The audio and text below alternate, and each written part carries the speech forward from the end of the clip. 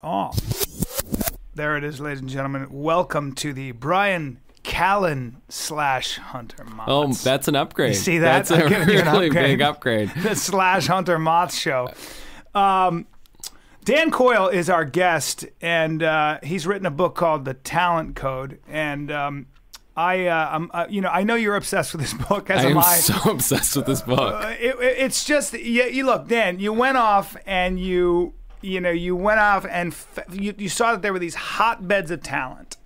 Yep. And, for example, this tennis court, this rickety, penniless tennis club in Russia with one court. They teach group lessons. They spend a lot of time not even hitting balls, yet they put out, countless world champions. Anna Kournikova, Maria Sharapova, all of those people, All the Povas. All the Ovas. You've got a school in Dallas that puts out a bunch of, pop sensations like Jessica Simpson, who I did a pilot with, don't worry about it.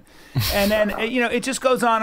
And it's fascinating. We had David Epstein on, who talked about how important genes are in certain in getting to be very good at something. You're not playing in the major leagues unless you have perfect eyesight or better than perfect eyesight. You're not sprinting in the finals of the World Championships in the Olympics or the World Championships unless you are of West African descent, and by the way, probably from the Biafra coast, et cetera, et cetera. The best long-distance runners are from a very small area of Kenya.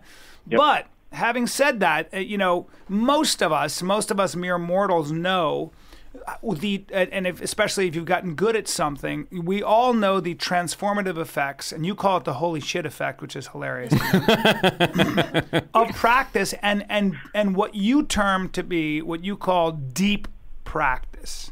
Yep. I'm obsessed with it. I love it. I've chased it my whole life, not just in sport, but certainly as a comic. So maybe talk to us a little bit about, first of all, what got you interested in writing this book? Yeah.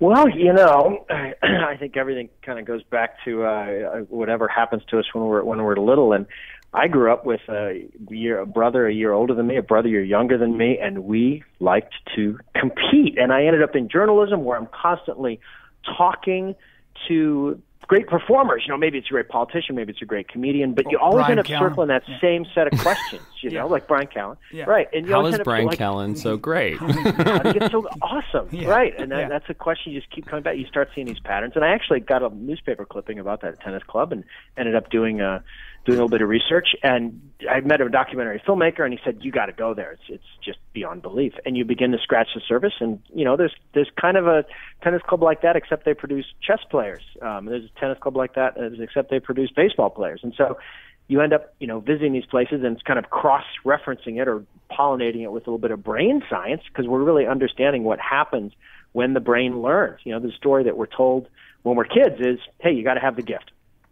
And to give David Epstein and his stuff a lot of credit, that is absolutely true in genes. If you want to be a marathoner, if you want to be a sprinter, for raw athletic skills, genes are pretty important. You have to have a certain hardware that also requires a certain amount of software. Exactly. And to build the software for any complex cognitive skill, which is what we're doing right now, it's if you want to be good at comedy or sales or writing or anything, it's about building your brain to be faster, right? Mm-hmm. All those skills are in your brain. And so habits and practice, and deep practice is the way to think of it, I think is a fastest way to kind of struggle on the edge of your ability to make a real fast brain. And we think of struggle as being bad, but in fact struggle as, I think you maybe found out in your youth, with your jujitsu and other training, certain types of struggle are transformative. And figuring out what that is like working on what you're bad at. I remember was always very important. If you can't kick on or punch on your left side or set shots up, then work on your left side. It was always that. The jujitsu guys are so good because they always, you're constantly putting yourself out there physically, and it's not like in a lot of martial arts studios where you're sparring, you're going through motions slowly. In jiu-jitsu, you're trying to submit each other with everything you've got, and it's in real time. So that's kind of. But talk to us a little bit about the concept of deep practice. I love it. Well, all practice is not created equal. And when you operate on the edge of your ability, when you're succeeding maybe 60 to 80% of the time, is the time when your brain is forming new connections. Mm-hmm. And I tell the story in the book of Clarissa, who is a clarinet player, and she plays 2 songs. She's part of this study where they are analyzing her learning, and they videotape her practice. And she plays 2 songs back to back. The first one is the Blue Danube, which just sounds, bum, ba, da, da, da, everybody sing along. Yeah. And she plays it straight through, and she makes mistakes, doesn't pay any attention. Next song is this song called The Golden Wedding, and it starts with this little jazzy riff that goes like, ba da ba ba ba da da dum. And she plays a couple notes, and she makes a mistake, and she feels a mistake, and she stops. It's like there's electricity being shot through the keys of the clarinet. And she decides to reach again, and she just reads the notes and hums them. And you can see like the wires of her brain sort of glowing, like seeing that mistake. That mistake is information. That mistake is not really a mistake if you look at it in the right way. It's information, and she uses that information. And anyway, she practices in this way of, it's very halting. It's very kind of messy. And she keeps on reaching and failing and reaching again, and she's definitely in this 60 to 80% sweet spot. And her learning velocity improves 10 times. Like, she learns 1,000% faster than she learns the other way. So this idea that when it feels easy is when you're not learning, and when you're actually right on the edge of your ability is, that's the sweet spot. That's when you're actually building a faster brain. You're earning faster circuitry. A lot of people, Josh Foer in his book Moonwalking with Einstein talks about how a lot of people will stop growing. For example, you play golf. You stop at a certain handicap for the rest of your life. You type. People can get to 80 words a minute. They stop improving right there. Even if you have somebody who's been practicing medicine for a long time, you actually don't want him looking at your mammogram necessarily, because he's taking shortcuts. You want the hungry intern looking for something that he hasn't seen before. And Josh describes in his book about how if you want to continue to grow, you've got to go back to that, what you were talking about. You've got to go back to kind of trying to type faster than you actually can on that sort of on that edge. Yeah. And our culture thinks of that work as being tedious. And here's the thing. I think of it as being sort of drudge work, And when you think of it, when you really flip it over and you see what actually is going on in your brain when you're doing this so-called drudge work, it's not drudge work. It's awesome. What does Peyton Manning do before a game? He sits there and he practices taking the ball from the center and just pulling it up to his chest. Like he does that 10 times in a row. Then he does the footwork, this really boring footwork that you'd see in any 8th grader do, and he does it every time. And before Yo-Yo Ma plays a cello concert, what does he do? He plays one note. He just plays one really good note. And so it's this. They take this idea of what we think of as being instinctively and culturally we think of as being this sort of real tedious drudge work that we don't really want to do, and they actually see it for what it is, which is this incredible construction act that you can use to get faster and better. Well, it's instinctive in our culture. It's not instinctive to all cultures, and I think that's the important thing is that what you're talking about earlier in terms of we learn this idea that some people are just born smart. I mean, in the Straight A Conspiracy, we describe that as the worst idea ever, and that's really what we're talking about. It's how you look at your practice and how you look at your mistakes. And I mean, besides the talent code, you've also written this great book, The Little Book of Talent. And I hope this sounds like a compliment. It's a great bathroom book because the pieces are so short, you can just, sit there and read a couple of pages. But unless you eat a lot of fiber like me. In which case you can finish the whole thing. I'm very pure. Yeah. But I do love, you do such a good job there of saying be willing to be stupid. That's the most important thing, I think, for improving and getting better is the willingness to make mistakes and to bring out into the light what you don't know, your ignorance. I was introduced to this notion, Dan, when a friend of mine was friends with Wynton Marsalis, the great jazz trumpet virtuoso, And Wynton would talk about how the one thing he does nobody else does is he practices fundamentals for an hour in the morning, just blowing on a reed, things that nobody wants to do. Yet he does the things that he was taught as a kid, like where you think you've graduated from that sort of practice, from that like you were talking about those fundamentals, blowing with perfect, keeping time with your breath, and that's what separates him from. By the time he was 19. he would take that hour every morning. And in fact, he'd be up talking to his brother late at night. And in his mind, he'd say, man, I'm going to be tired tomorrow, because he knew no matter what, he would wake up at 6 a.m. and practice for an hour. The thing that nobody else would do. Yeah, it's awesome. And most trumpet players are like, man, I've been playing the horn for 20 years. I don't need to do that anymore. I'm way beyond that. Well, no. In fact, Wynton goes back to those basics, and when there's a saying for jazz musicians called woodshedding, where they would go into essentially the myth of the folklore is we go into a woodshed, practice for 6 months or 4 months, and with nobody around, and come out with a whole new sound. That's kind of that was the first time I was introduced. Even though I'd done, but you wrestle and you martial arts and all that.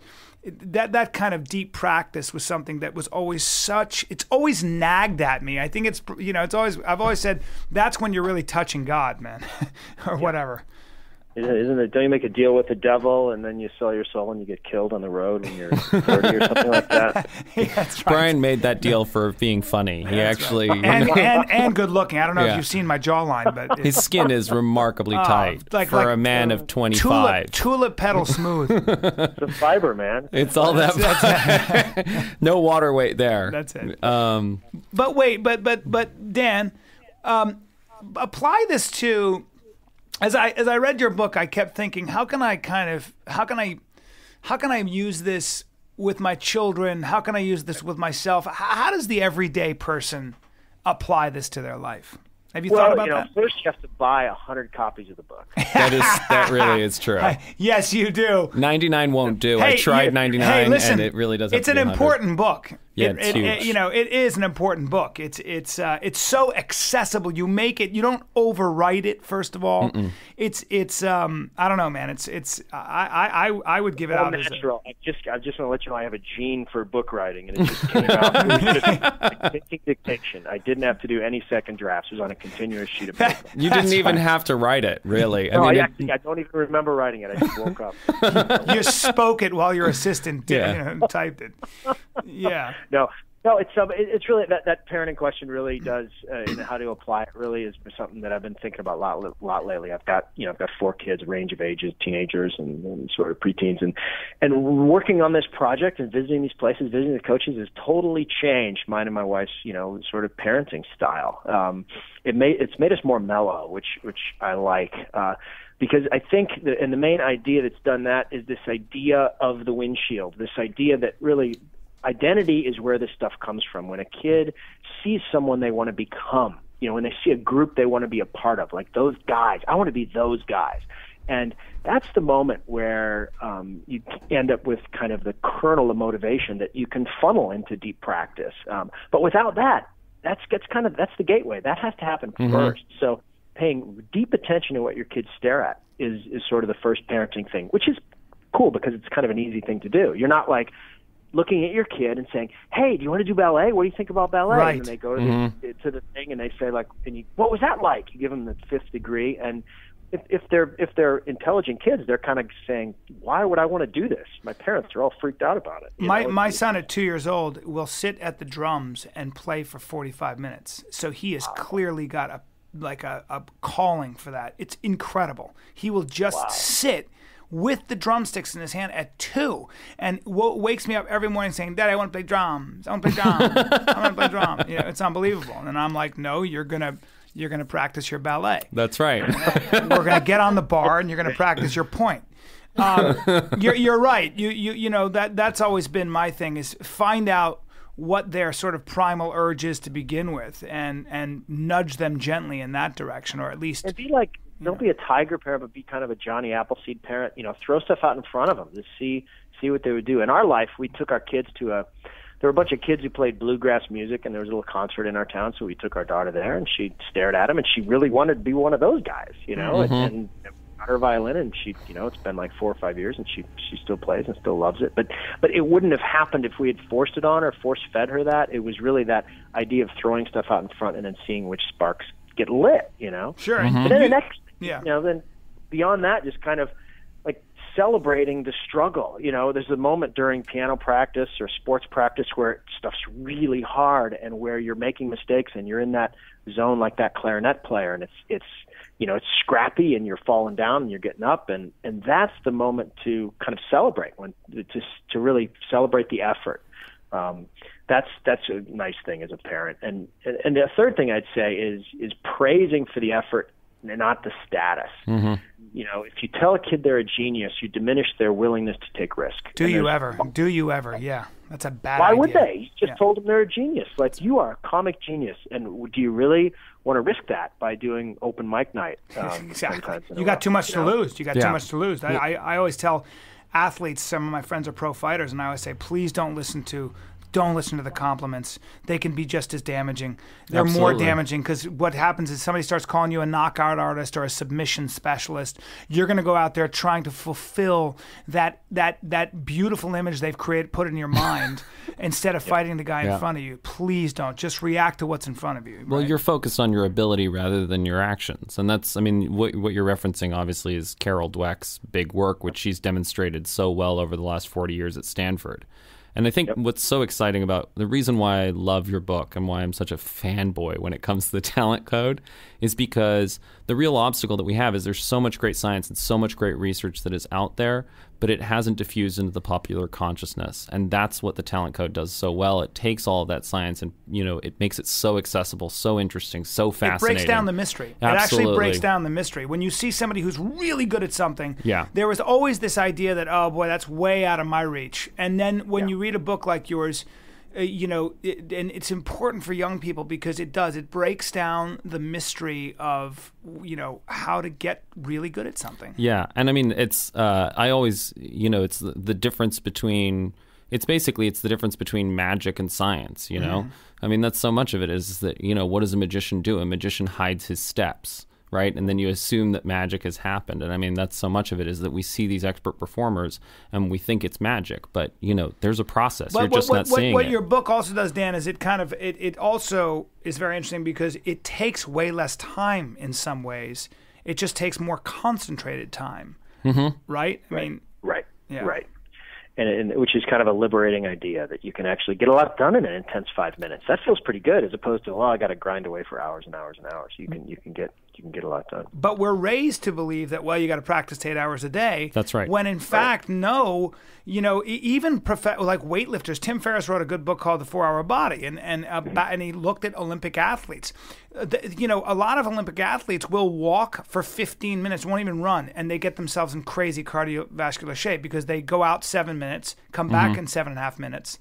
But they have to get farther in that 7.5 minutes every day. Mm-hmm. And if you have to walk top speed for 15 minutes, you can get into world-class cardiovascular shape. When track athletes want to get stronger, the amount of time they actually spend lifting the weight off the ground, where their body is in that tension, is about 15 to 20 minutes a month. Wow. How about that? Love that. Yeah. But so much of this is what we're dealing with a historical artifact. For example, students are always told, that the key to memorizing things is repetition, right? And what Josh Foer does so well in Moonwalking with Einstein is to say, no, it's not about that. It's about motion. It's about prior knowledge. It's about all of these other sorts of things. The reason why we have that repetition thing is because basically they wanted to be able to demonstrate what are the things that form human memories. And so the guy who did that study deliberately removed emotion and removed prior knowledge. He sat around remembering nonsense words that meant nothing. And he showed that, that does lead to learning. It's an extremely ineffective learning. But so what happened is that from that one piece of research, which is a huge accomplishment in the history of psychology, because for the first time you were able to measure something in the brain using just flashcards, basically, right? Then what happened is everybody starts talking about, repetition, that's how it works, repetition. But of course, that's not it at all. It's not about amount of practice. And I'm really... You talk about, Dan, you talk about chunking, you talk about the 3 rules. Talk a little bit about that. Well, it's this idea of, it all comes down to one word, which is sort of reach. That's when you get in the sweet spot. And to really chunk something out, which can be anything. It could be telling a joke. It can be doing what we're doing now. It can be writing. It can be making a golf swing. But you break it down to its component parts. You look at a target. You reach for that target. And then you analyze the gap between your reach and the target. I mean, that's essentially the three-step thing that you do over and over again. And then you can combine those chunks in the same way that letters are combined into words, and words are combined into paragraphs, and paragraphs are combined into a story or a novel. Our brains are built to sort of put things together and then put those things together. So it's a very simplistic way, but it's also can be a very powerful lever if you understand exactly how it works. And I would be curious to get your thoughts. You've thought about this stuff a lot, Bryan and Hunter, and especially as they regard to comedy, which I regard as kind of just an amazing skill in terms of flexibility, speed, ability to improv, fluency. Some of the greatest minds, I think, are comic minds, and I'd love to hear how you guys went about let me get my hand down my pants. If you could just say that one more time. a guy as smart as Dan Coyle talking about that. That's fantastic. I have to say, I've been doing stand-up for so long now. I will say that what I've gotten very good at, comedy is rhythm. It's not unlike a song. I can walk in and I can see a lot of times I'll have a guy open for me who's hasn't been doing comedy as long as I have. You have a feature before and I can literally watch them for 5 seconds, and I know not only the jokes they're going to tell, but I also know who their influences are. And a lot of times I can't listen to it because it's too derivative, because they haven't gotten to the point where they found their voice yet. My whole deal as a comic was just to try to be as original as I can. I've written plenty of things that I know will kill a room as far as that they're just a trick and people will laugh. And if I do them, a little part of me dies. The idea is to try to do something that surprises and shocks you. And if it shocks and surprises you, it's going to do the same to the audience. But I will say that you get to a point.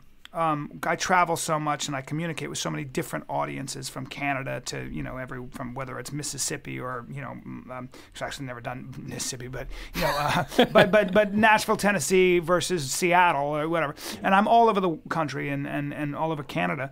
You get very good at being able to look at an audience, and people don't believe me, but I can actually walk in and look at the back of their heads and feel the temperature in the room and listen to the way they're talking. I know everything. I know exactly how to start. I know exactly. I find myself even affecting an accent almost, like if it's in San Antonio, my rhythm will be way more Latin, or Miami, way more Latin. It'll be versus, say, Seattle, which is a lot of white people in sensible shoes. It's just, and I don't even notice I'm doing it. But I've had people point that out to me who have followed me on the road and stuff, and that's you develop that sort of ability to chunk a great deal of information in a very short period of time. And pretty soon, when you're doing comedy, I think what happens is you're probably more yourself within that form, within that scaffolding, than you are in any other time of your life. That's when you really are. I guess you boil down the essence of who you really are, right? That's the idea of, I'm about to shoot this special, and you're constantly refining and rearranging and getting the perfect rhythm, so that you can surprise them at the end, I suppose. I don't know, but more importantly, it's as pure an expression of who you really are. You start to realize as it gets. That. Yeah. But this is, I think this is in terms of what practice can be like. It's deeply, deeply, deeply satisfying, and what you're talking about is flow. All of that once you touch that stuff. Yep. Yeah, exactly. Once you touch that, it's very hard to go back, right, Dan?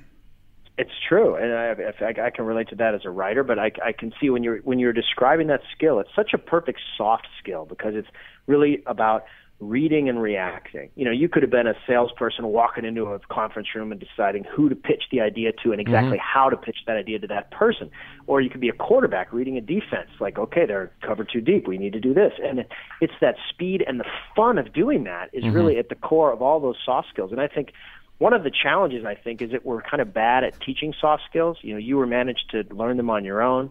But in a world where those are probably the most important skills, like you're not going to get a job because you can play a violin song. You're going to get a job because you can do these sort of read, react, communicate type skills. We're not good at designing spaces to teach them, and it's good to kind of analyze that and celebrate that and try to figure out what that is so that you can create what amounts to kind of a cognitive skateboard park for somebody to practice those moves. I mean, you got good because you created a practice space where you could practice those moves and get good feedback. When you spoke like a Seattle in front of San Antonio people, it didn't work really well. So yeah, you get that immediate feedback. That out. Yeah. Well, that's why surgeons get better and better as they continue to practice their medicine, because they have to. Gravestones. Yeah, man, that's right. I mean, you either the patient either feels good immediately or not. Your feedback is constant and immediate. So if you have a surgeon, you want a guy with gray hair. If you want somebody reading your mammogram, you probably want somebody who doesn't have gray hair. That would be Josh Fower's idea. I like that. Yeah. Well, I mean, and I don't know that we're necessarily that good at teaching hard skills either. I mean, obviously I deal with students all day, and math is just a series of rules and, facts. It's also what Dan was just talking about, isn't it? I mean, you break it down to its smaller parts and build on that. That's right. It's basically all learning is really about the relationship between automaticity and attention. You do anything often enough, it becomes automatic. How do you make things automatic? You put your attention on them. So that's how you learn to read, right? You put your attention on your ABCs, you automate them so you no longer need to think about them. Right, then you put your attention on your words, you automate them so you no longer need to think about them. And that's all math is. You can build any hard skill like that. Here's a question to both of you. And Dan, you can take this question first. We're talking about putting our attention on something. I was raised the wrong way in the sense that I had great parents, but my mother would always say, concentrate. You have to concentrate. And listen to my voice. You have to concentrate. She would grit her teeth. I wasn't until my Taekwondo teacher who was famous, he'd teach you a hook and you'd have to hook, and you practiced your hook on a bag or on a mitt, and then it may be 6 months later he'd tell you something. He'd give you like an adjustment or whatever it might be, but he wanted to instill the idea that you let's see how badly you want it. But one day I said, I can't concentrate, man. I just don't know how. And he said, hit the bag. And I hooked the bag, and I did pretty well. I'd been practicing it. And he said, did you think about that? I said, no. He goes, when you read, use the exact same mind. And that was a seminal revolutionary moment for me, where I realized I can read by just letting it come into my body. Yeah. So talk a little bit about how do we teach people that, Dan? How do we that seems to be it's one thing to say concentrate, it's one thing to say focus, it's one thing to say put your attention on. Right. But how do we? You have to think like a designer. I think you have to think like a designer to do this. And in our age, that's hard to do. In our age, every parent has the urge to butt into every problem and say concentrate. How many times have you been sitting at the Little League field and somebody else concentrate to their kid? And it is your same deal. It's exactly the wrong thing to say. It's like saying choke. It's true, man. Yeah. It is. It's like that's not what you should be thinking about. You should. It's sort of, the kinds of things that work are sort of guided discovery, learning. So guided discovery. I love that. So instead of like, I'm reminded of the Japanese calligraphy teacher who has somebody do letters, the same letter over and over again for like a year, and then one day the guy points to one letter and says, that one's not too bad. That's all you get, right? So, but what teaches you is the space, and the space where you were allowed to make that hook over and over again, and your discovery is sort of guided. You're targeted toward that bag or whatever you're trying to hit. I'm still a pussy, but I We've already discovered that. That's obviously. That's why I got into comedy, but yeah. But he's a pussy with tight skin. That's and a great hook. But this idea that we don't pay much attention to the learning space, I think is a very true one. And to have coaches who are smart enough to spend a lot of time designing that space and who are humble enough to respect the process and not make it about the coach. I mean, most coaches and teachers you encounter, every encounter is about them. It's about them. They don't put the focus or the real, the locus of control on the person that they're teaching. And I don't know, from NBA coaches kind of strutting the sideline to kind of hero teachers. And really it's about, creating the space. And so to me, that's the interesting part. How do you design that space where you can learn, where you give somebody the opportunity to repeat, get really good feedback, repeat again, and have a larger sort of target they're looking for. What's the perfect hook like? Well, that's what you're really aiming for. So, create a space where they can do that over and over and get a little bit of feedback. But it's not about the coach; it's about the learner. Well, you talk about devote this chapter to these talent whisperers, and you found that they all were remarkably similar. They were not these charismatic, Vince Lombardi, Patton type characters. In fact, they were quiet, usually reserved, and they were very good listeners. So talk about that a little bit. It was great. It was strange to go all over the world, from Brazil to Texas to Moscow and keep meeting the same person. But I did. It's incredible. One of the most sort of memorable times was at the first place I visited, Spartak, which is the dumpy tennis club that's produced all these champions. There's a woman there who was 77 at the time. Her name is Larissa Preobrazhenska, which duh. Keep going, yeah. So she's there, and she's teaching a class of maybe a dozen kids, and the door opens, and a little girl walks in, and she's 8. And it's her first day, and she's carrying a tennis racket in a plastic grocery bag, and she's sort of stepping into this space, for the first time. And Larissa notices the girl, stops what she's doing, walks over, welcomes her, and says, and she has a tennis ball in her hand, Larissa does, leans down and looks in her eye and just says, "I'm glad you're here. I'm really glad you're here." And then she says, "Catch." And she throws the girl the ball, and the girl catches it. And it just was this incredible moment where, as human beings, we're always worried about our trust and safety issues. Kind of our evolutionary brains are always kind of on alert. And this was this woman's ability to create what all of our great coaches create in us, which is this connection, this trust that your jiu-jitsu teacher created in you, Bryan, and that's what they have. They're like emotional athletes, able to find a connection, find a tone, because that has to come first. That connection has to come first. So they don't just sort of stand up and give a big inspiring speech, go get them, guys. They make a personal, very, very targeted. Personal. It's individual. It's not about speaking to groups. It's about connecting to individuals and giving you that. And that is where these people really excelled. And the other thing they excelled at was information. Not giving inspiration, but giving information. They would be very precise. In Larissa's case, rotate your wrist a little bit more this way. Move your foot out a little bit. Little pieces like they're a GPS, just saying, reach here, reach here, reach here. And you could almost see the brains, because this is all about building right connections in your brain. The brain's making the reach, and then the coach providing the feedback to help them make the right reach. So, Well, what about the overall concept? For example, I had an amazing jiu-jitsu coach, a wrestling guy, who said he'd said head and hips, head and hips, head and hips. I don't care. Control the head, control the hips. And the minute you're on somebody, whether you're standing up and you're trying to take them down, or you're on the ground, you're trying to control them. Head and hips. Where's hips? Where's head? Where's his head? Where are your hips? Where's your head? What are you doing? That breaking it down into the an overall concept is immensely helpful. What about that? I think that's exactly the person I kept meeting. There's a soccer coach who kept saying, let the ball kiss your foot. Like, what a beautiful, vivid, simple image that you'll never forget that. What right? a feminine image too. What a almost like a passive image, right? It's not an active, aggressive yang. It's more. There's a lot more yin in that message. Notice how I use Taoist philosophy. God, I'm smart. I talk about being an international podcaster. It's very yin of you to use that analogy. Yeah. It's very yin of me. Right. Kiss the foot. Yeah.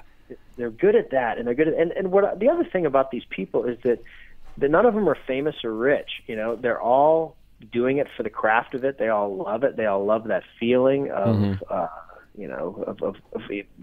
giving someone a message and watching that person discover a potential that they didn't know that they had. They're alchemists. They're creating gold, aren't they? I mean, they're artists. They are creating gold. We don't value them in our culture as gold. Like if the world were a fair place, your jiu-jitsu teacher should have a statue to them somewhere, right? I'm right with you, brother. But that's the whole point. Yeah. It's a question of ego, and for the last 150 years, we've celebrated the genius, right? And the idea of the lone inventor, the person who does it all against the world, this sort of Ayn Randian figure who takes matter and wields it to their will, And the problem is that, that's not what humanity does best. Humanity works best through collaboration, through working together as a team, and through creating an environment that is not about the individual of the ego, but about what they can contribute to the group.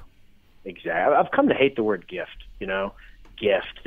One person gets a gift. It's their gift, and it's a possession. And it's the worst idea ever. It's the worst. It really is. It's the poison pill in our society. Right. And this idea that the real gift is the ability to connect and fill each other's windshields and design spaces for each other and coach and teach. And that's a gift. Absolutely. Yeah, we have gifted student programs and all that stuff. I mean, that's the point. Dweck's work has shown that, labeling these kids as gifted does not do us any favors. You know what I mean? The point is that the practice that we all need to be doing is the same, regardless of, whether genetic ability exists or does not exist in the field of intellectual endeavor, right? And they haven't found any. A Nature Neuroscience Review did back in 2010. They found 300 genes for mental retardation, 0 genes for normal to above average intelligence. They've never found a math gene or anything like that. But that idea is so prevalent in our culture. And the point is, even if that stuff does exist, it's not about whether the reality of the genetics. It's about that idea. And that idea, as an instrument of psychology, messes up everybody's process. Right. But there is, and you talk about it, and so does David Epstein. You do talk about, and I've never heard it quite described the way you do in your book, you talk about what practice and early practice does to create essentially a bundle of neurotransmitters that sort of almost like bunching together a bunch of wires. Talk about that, because I know that you can't really, baseball players, and my nephew's really athletic, and he's a giant kid, and he's 6'16", and he squats 300 pounds for reps. He's 6'1" and 205 pounds, and he's just all muscle. I said, play baseball, forget football, and he said, no, it's too late for me. I don't have, you've got to be able to chunk a lot of information. Those kids have been playing since they were 8, 5, 6, 7 years old. They can see a pitch coming, and they just can read all the signals and stuff. Right. You're not going to be a great chess master, grandmaster, unless you started playing chess before the age of 12, at least according to David Epstein's work. So I think that's true. Yeah. So talk a little bit about that. Well, it has to do with the way brains develop, and the thing that I'm most interested in is this stuff called myelin, which we probably remember from biology class, the myelin sheath. And myelin is the insulation that wraps around all of the wires of our brain. And when you practice something, and when you get good at it, you get a thicker myelin sheath, which makes the signal move faster and more accurately. And that's kind of what skill is. We can actually prove that? Can we measure that? You bet. It gets measured. They've done studies where they'll take a bunch of piano players and have them practice. A group will practice 100 hours, another group will practice 200 hours.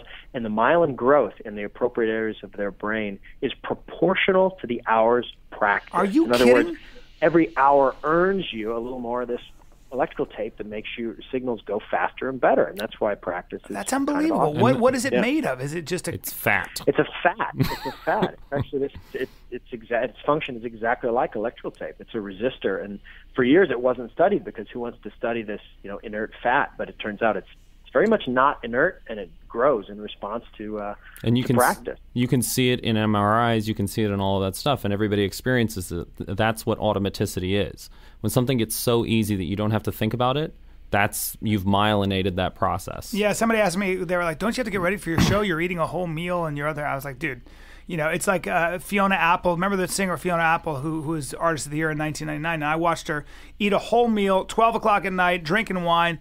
We go to this thing, and she sings, and her voice sounds better than it did on the album. And I said, I can't understand how you were able to sing like that without warming your vocal cords up. And she said, what are you talking about? I said, I know a little bit about singing. Don't you have to warm your body up? And she said, and you know what she said? She goes, I just tell the truth. Everything else takes care of itself. And kind of changed the subject. And I went, wow. Kiss my ass, you saint. I'm breaking up with you immediately. So... that's great. There were 2 points to that story. One, that I dated Fiona Apple, and the distant point is that yes, she probably has a lot of myelin in her brain.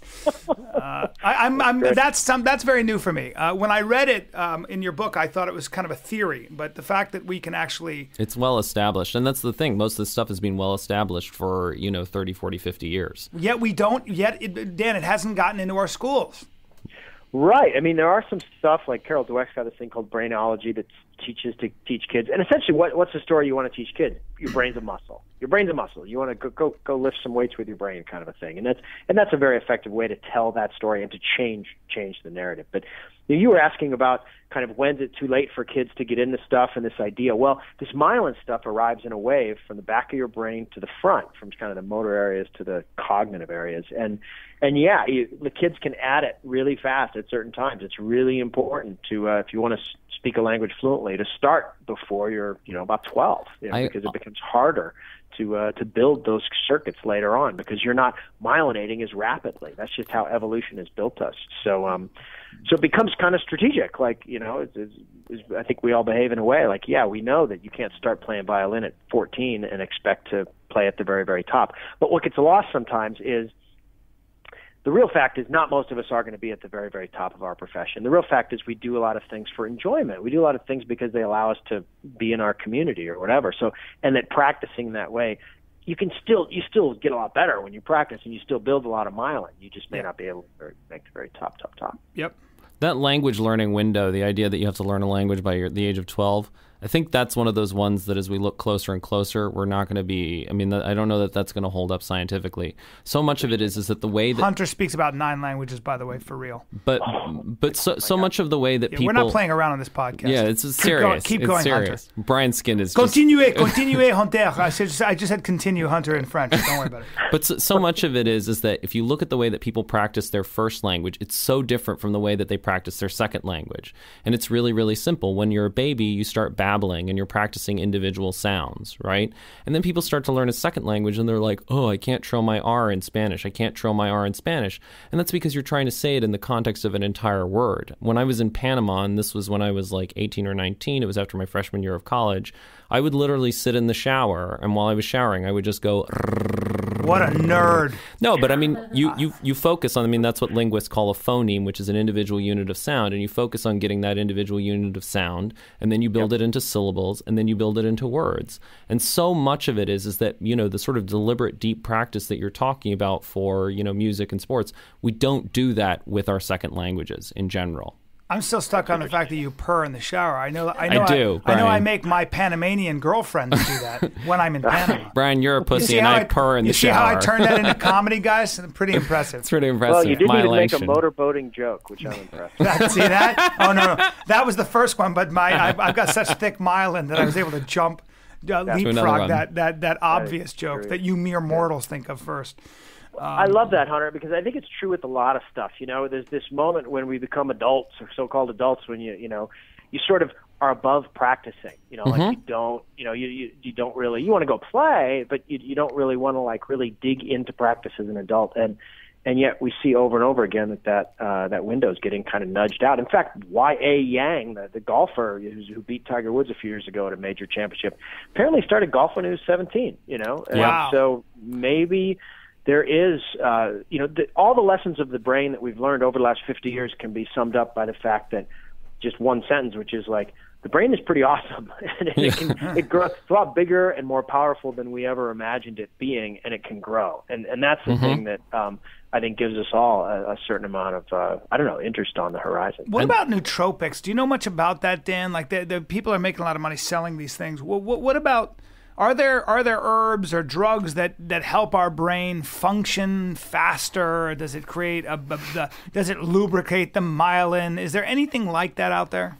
It's just a drug called experience and practice. I've seen a lot of stuff debunked about that. When I was doing a lot of research for this, though, I did see some of the neurologists that I visited were taking those fish oil, which I've since seen sort of semi-debunked since then, because it is, this myelin stuff is an essential fatty acid, which means, you sort of have to get it from your food.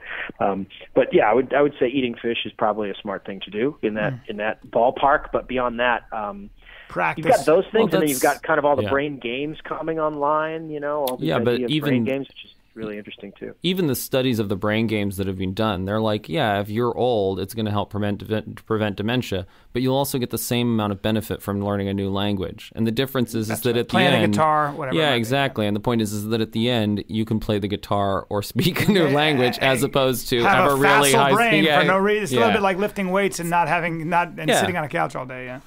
I like that. That's true, isn't it? Right. Yeah. You're really good at finding frogs under lily pads. Exactly. And so is your 3-year-old grandchild. Congratulations. Yeah, exactly. But so much of it, I mean, yeah, this is what your book does so well. It's all about, we have an idea of the brain that is, 50, 100 years old. And the science has changed, and now it's time for our culture to change. It's a little bit like our notion of diet. We're still talking about low-fat, high-fiber diets, when in fact it ain't the fat, it's the sugar. If you look at the new science on the body, I mean, it's that's when you've got to start.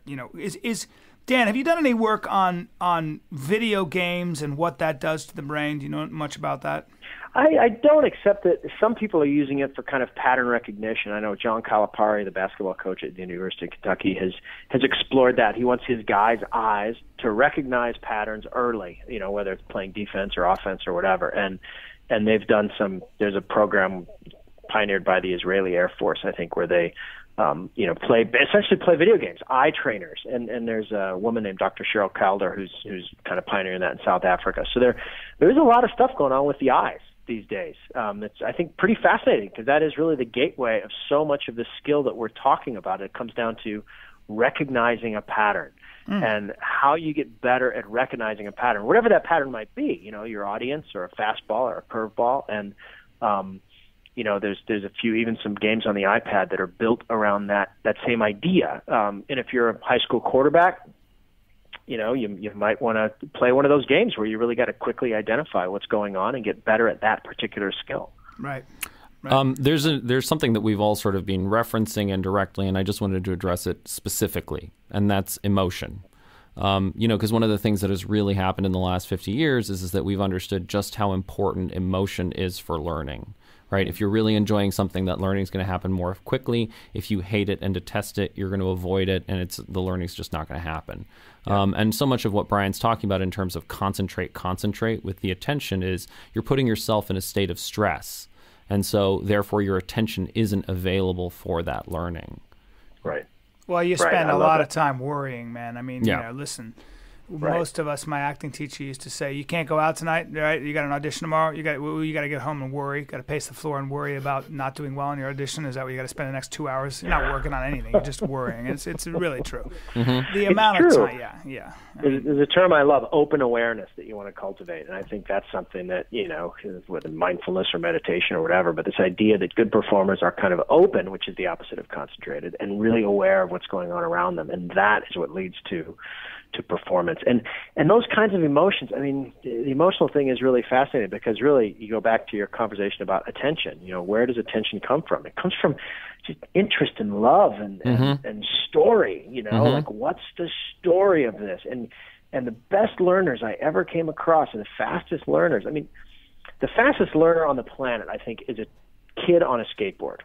Like, they learn, if you could teach algebra or computer programming the way those kids learn how to move their bodies and balance and picture what they're doing. I mean, that's what you need to replicate. You need to be slightly off balance. You need to have vivid models to stare at. Like, they have these, if you're in a swimming pool with other guys and they're going back and forth in the dry swimming pool, and, this idea that you're staring at what you want to do, you're doing it, you get perfect feedback. There's not a coach saying, hey, you need to move your heel 2 inches to the left next time, because the skateboard's really good at telling you that. So, how do we duplicate that kind of energy, emotion, attention, and create learning spaces that are like swimming pools, and put kids on skateboards and let them go in it without, interfering? I'll tell you exactly how. It's all about removing the idea that some people are born smart and some people aren't. That's what poisons that experience. We don't have the idea of anybody being a natural skateboarder or a natural video game player or, really great at picking out an outfit or anything like that. And so you see how kids approach those skills. They just get in there, they mess around, they screw up, and they get better, and they really enjoy that experience. The problem is that when you have that idea, I mean, the easiest way to understand this, right, is that we say, I feel stupid. Stupid is a feeling. It's the feeling of shame. And shame causes you to avoid your mistakes. And that's what happens is the kids, they get a bad math test back, and rather than being like, oh, that's so weird, what did I do wrong? How does this stuff actually work? It's interesting, they shove they shove that bad test in the bottom of their backpack, never to be seen again. And that's how they repeat for years and years and years these same basic mistakes that you can fix in 5 minutes. Yeah. That's interesting, man. Yeah. That's it's all. Well, what's the next step? I mean, it all comes down to kind of a conversation about culture in a way, and how do you make gift a dirty word? How do you, absolutely. how do you inject that into the conversation? Because it is, I agree. It's kind of, I feel like the ship is beginning to turn. Like more people are kind of speaking. You and I are speaking and thinking in that way. But you still have, those ideas, those narratives are still kind of out there floating in the air where people are, oh, that's well. The good news is we live in the information age. The good news is that these kinds of ideas do reach a lot of people. We had 250,000+ downloads last month on this podcast, and I never thought that just talking to a mic here like we do would have that kind of a reach, and it continues to grow. I talked to Joe Rogan a lot, who's got a crazy following, over 1 million people, and I think gets at least 500,000 downloads just right every time and more actually, just and he's always got people like yourself on who have these ideas, these new ideas, who've got the data to back it up, and That's you got to tell Joe to call me then. I will, man. Believe me, I will. Believe me, I'm going to talk to him about you. That's the thing about so much of it. It's as I get older, I wish somebody had said to me, "It's more about what you don't think about than it is what you do think about."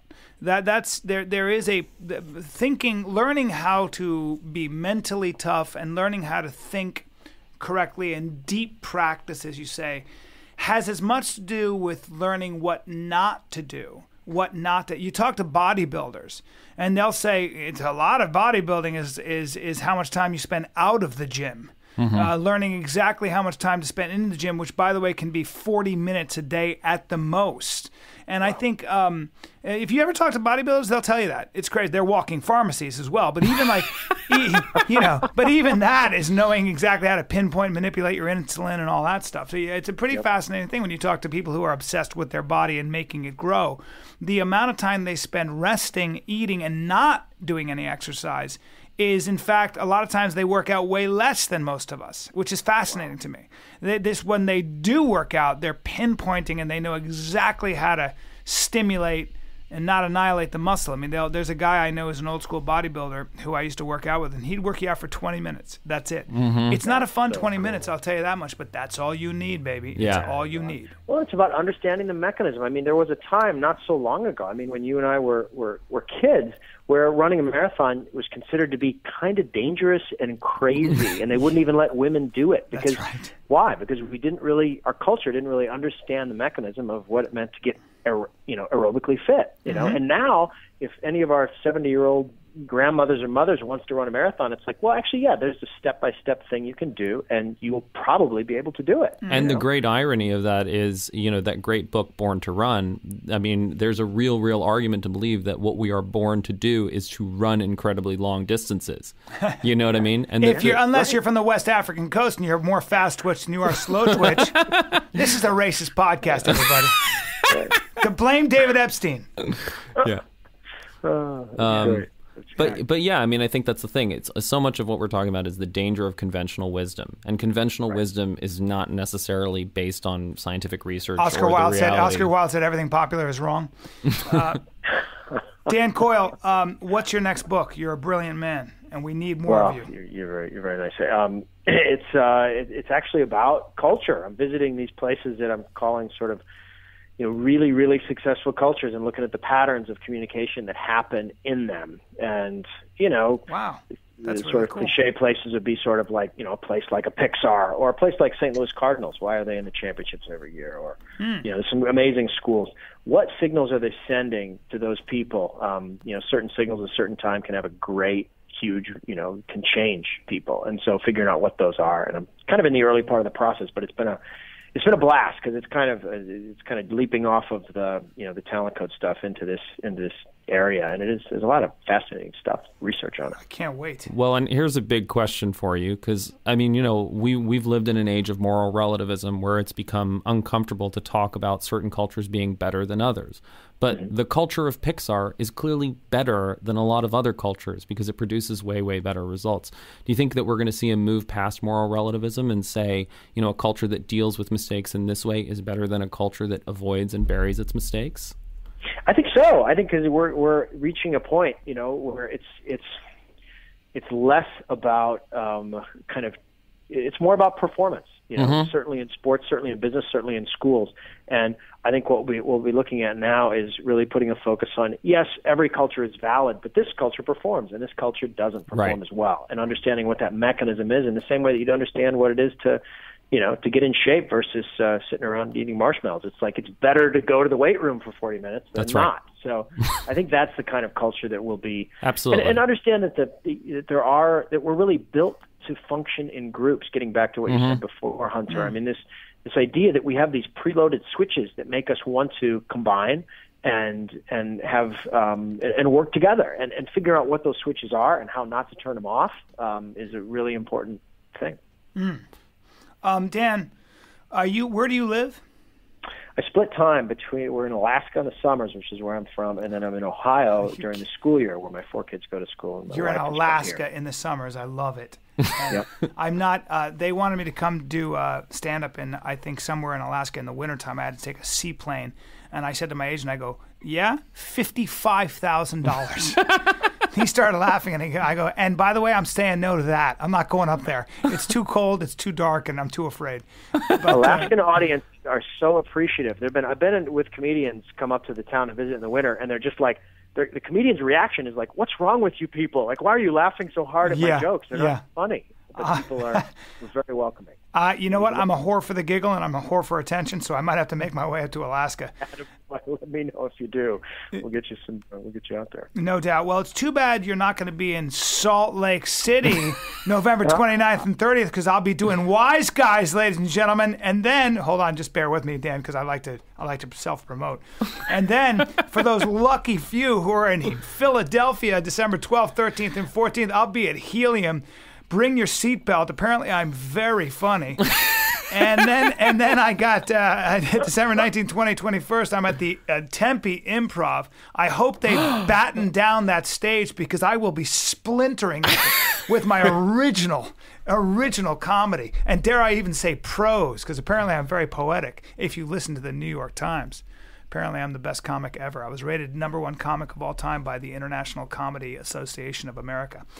Wow. That's a lie, Dan. That's a lie, Dan. It's a lie. All right. For God's sake, man, you're so you're so gullible. So you're in Alaska in the summers, and you're in Ohio. Did you say? We winter in Ohio. You can say that. We winter in Ohio. Make sure you stay out of that sunlight, my friend. Right. He's probably alabaster white. Dan, thank you so much, man. Thank you for what you do, and honestly, I consider it a privilege to be able to talk to you, and I give Hunter all the credit in the world for finding you, and that's all I can say. Hey, well, thanks, guys. Thanks, Hunter. Thanks, Bryan. I really enjoyed this. This has been a blast. Let's do it again sometime. Stay in touch. You are always welcome. We love talking to you, and if I'm ever in Alaska/Ohio in the winter, I will call you and come out to see a show. That would be great. All right, Thank you. Thanks, Thank you so much, Dan. You're welcome, guys. Later, buddy. Bye. Take care. Bye. Awesome. Again, another awesome podcast where we learned a lot. The guy's fantastic. Yeah, he's incredible. It's just fun to talk. It's so I'm just so grateful for this podcast, because I get to talk to really, whether nobody's listening or not, I get to talk to.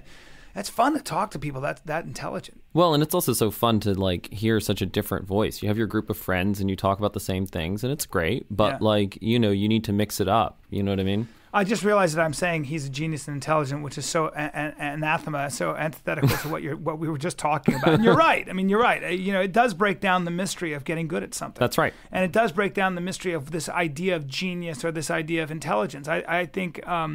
I'm a total convert to your sort of belief system in that sense, because it's a destructive idea. Because the problem is that what it does is it's exclusionary. Absolutely. The genius is for those very few, and there's no way to access it. Bullshit. And it's also, by the way, the basis of every single control mechanism that any totalitarian system has ever used.